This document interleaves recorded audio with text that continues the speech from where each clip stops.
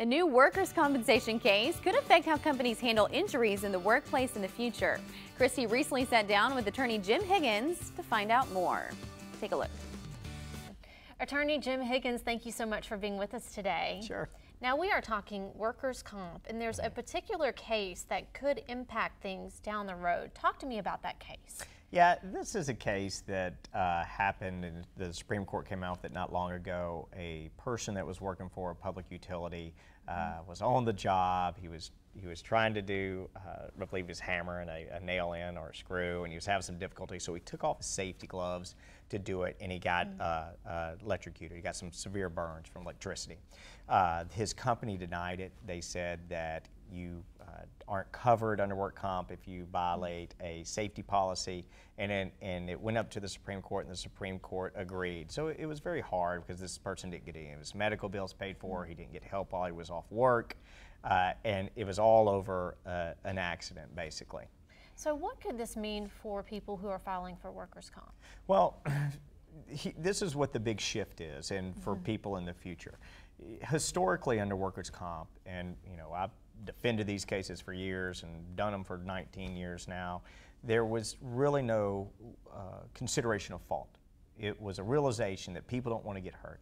And sometimes if they get hurt at work, it's them being absent-minded or an accident. Sometimes it's their employer doing something wrong. But work comp had always said, hey, it's an accident and it happened at work, so we're not going to look at that. We're going to give you these benefits. We're not going to punish the employer more if it's their fault. We're not going to give you less if it's your fault. Well, this case has changed that. And it said, hey, you know what? If it is the employee's fault, in certain cases, you're not going to get anything. We're not going to punish the employer anymore if it's their fault, but we are if the employees, if they have breached a safety policy. So what the problem that I see coming down the road is, it will really go into what type of safety policies people develop. Will they develop a policy that says, hey, don't have an accident at work, and that's against our safety policy? Right.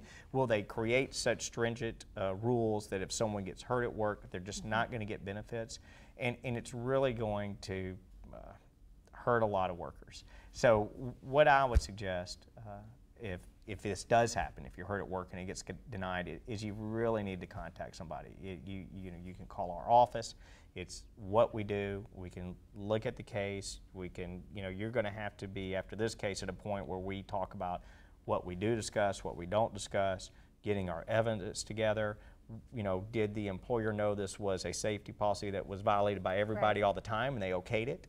So it's going to be a little harder for folks, and they're really going to need to have someone there that can help them through this process. All right, well, great information. Thank you so much, Jim. Thank you.